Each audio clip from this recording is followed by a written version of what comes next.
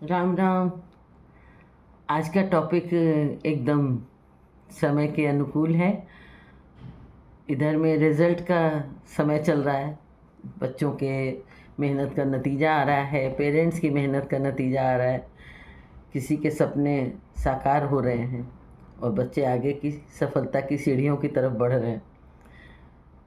कोई बहुत खुश है, किसी ने झंडे गाड़े हैं, किसी ने पासिंग मार्क्स लिया है और कोई दुर्भाग्यवश फेल हुआ है।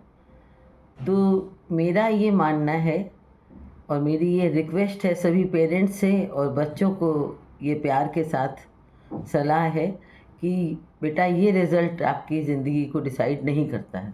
बहुत कुछ डिपेंड करता है, लेकिन ये नहीं कि सिर्फ इसी के ऊपर डिपेंड करता है। आपका रिज़ल्ट आपकी उस समय की परफॉर्मेंस पर है। जब आप रिज़ल्ट एग्ज़ाम दे रहे थे, उस समय आपकी मन स्थिति कैसी थी? जिनका पहला पहला बोर्ड रहता है वो ज़्यादा घबराए रहते हैं। लोग उनके मन में एक डर पैदा कर दें अगर, तो ये बहुत गलत स्थिति हो जाती है। तो लेकिन आपकी लाइफ जो है आपके व्यक्तित्व पर निर्भर करती है, आपके ज्ञान पर निर्भर करती है। और आपका ज्ञान वो नहीं होता है जो आप लिख के आए कॉपी में। कभी कभी होता है सिली मिस्टेक्स हो जाती हैं, जो आपको पता है आप भूल जाते हैं, एकदम माइंड ब्लैंक हो जाता है। रिवीजन किया हुआ भी लगता है सारा रात भर याद किया था, सब भूल गए। तो बिल्कुल, जिनका अगर रिज़ल्ट ख़राब हुआ है तो उसको बिल्कुल निराश ना हो।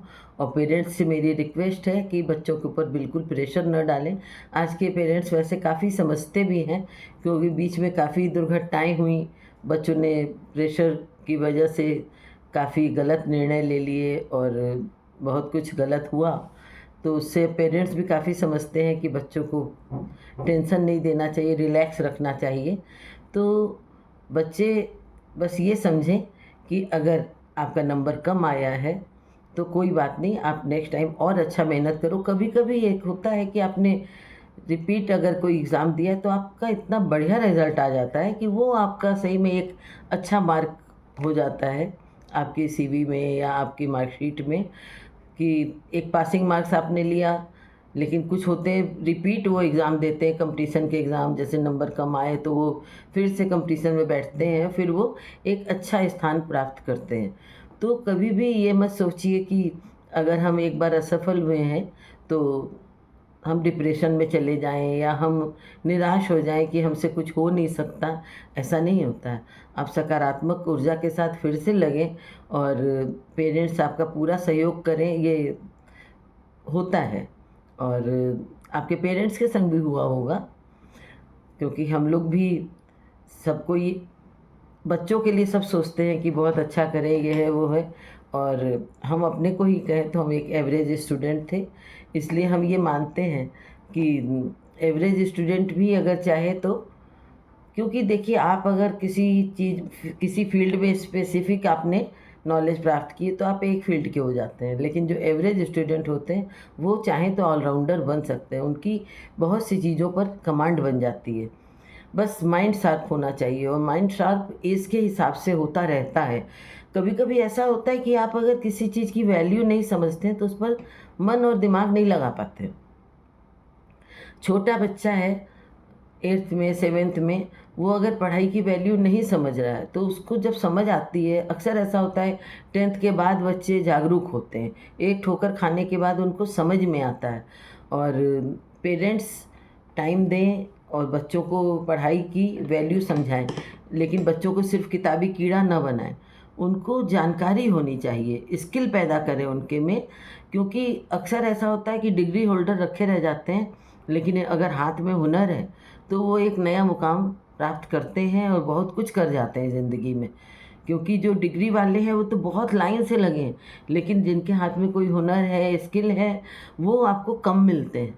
तो इसलिए कोई ना कोई चीज़ में आप पारंगत हों, और किताबी कीड़ा बनने से कोई ज्ञान नहीं प्राप्त होता है। बहुत से लोग होते हैं किताब में तो बहुत ज़्यादा नॉलेज उनको मिल जाती है, वो एग्ज़ाम बहुत अच्छा दे देते हैं, मार्कशीट में उनके नंबर भर भर के आते हैं, लेकिन उनको जनरल नॉलेज, कॉमन सेंस नहीं होता है।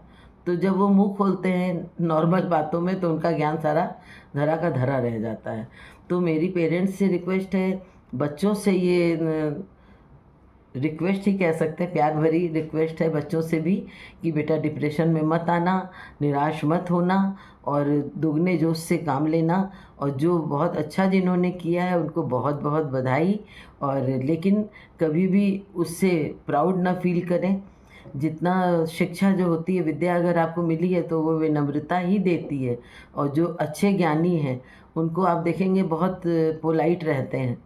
उनको बात करिए तो उनसे ये नहीं लगता है कि उन्होंने कोई बहुत ख़ास डिग्री ले ली है। जिनके सर पर सफलता चढ़ के बोलती है वो एक दिन ज़रूर धरती पर आते हैं। उनको समझ में आता है कि किसी भी चीज़ का गुमान ज़्यादा दिन नहीं रहता है। तो ये रिज़ल्ट का सीज़न है, लोग अच्छा अच्छा करें, अच्छा अच्छा रिज़ल्ट प्राप्त करें, मेरी ईश्वर से यही प्रार्थना है। लेकिन जिनका रिज़ल्ट इधर में निकला है वो और मेहनत करें और अच्छा मुकाम हासिल करें, सफल बने और साथ में कुछ ना कुछ प्रोफेशनल कोर्स करें और किसी एक फील्ड में अपने को स्पेशल बनाएं जो हाथ का हुनर हो। किताबी ज्ञान की हम बात नहीं कर रहे हैं, आप वो करिए, लेकिन अगर आपके हाथ में कोई शौक़ वाला हुनर है जिसमें आप एकदम स्पेशल पारंगत हो गए हैं, आप समझ लीजिए, जिसको हिंदी में अगर आप समझें तो पारंगत हो गए हैं, एकदम एक्सपर्ट हो गए हैं, तो वो चीज़ आपको ज़िंदगी के किसी न किसी मोड़ पर काम आती है। ये हमारा अपना अनुभव है। अगर कोई स्पोर्ट्स में आप बहुत अच्छा कर रहे हैं तो आप उसमें भी प्रैक्टिस करिए। डिग्री ज़रूरी है क्योंकि डिग्री पर बहुत कुछ डिपेंड करता है। लोग पहला आपका मार्कशीट देखते हैं पहले, और लेकिन स्पोर्ट्स में अगर आप बहुत अच्छे हैं तो उसका भी बेनिफिट आपको मिलता है क्योंकि उसमें कुछ लोग अच्छे होते हैं, डिग्री वाले बहुत से होते हैं। तो आप चाहे स्पोर्ट्स में अच्छे हों या कोई हैंडवर्क में अच्छे हों या कोई आपको बहुत अच्छी इंजीनियरिंग की कोई ऐसी मतलब मोबाइल ठीक करने की या टीवी ठीक करने की या कोई भी आपको स्पेशल शौक़ है, उसमें आप अपने को पारंगत करें, कोर्स करें उसका और एक अच्छी फील्ड में आप स्पेशल कुछ करें। क्योंकि भेड़ चाल में जो लोग जाते हैं वहाँ आपको बहुत कंपटीशन करना पड़ता है, लेकिन आप अगर कुछ खास जानते हैं तो उसमें आपको कंपटीशन कम करना रहता है और आप एक अपना स्थान बना लेते हैं। मेरी बात को गहराई से सोचिएगा, समझिएगा। अगर वीडियो पसंद आया हो तो लाइक शेयर ज़रूर करिएगा और कैसा लगा ये ज़रूर विचार दीजिएगा। हमें मालूम है बच्चे मेरा वीडियो नहीं देखते होंगे क्योंकि उनको ज्ञान की बातें अच्छी नहीं लगती, लेकिन अगर पेरेंट्स हैं जिनके आगे बच्चे हैं या ग्रैंड पेरेंट्स देख रहे हैं, उनके ग्रैंड चिल्ड्रंस हैं, तो उनको उस ढंग से गाइड करें और समझाएं। हो सकता है कि कोई बच्चा आपकी बात समझ के डिप्रेशन में आने से बच जाए। राम राम।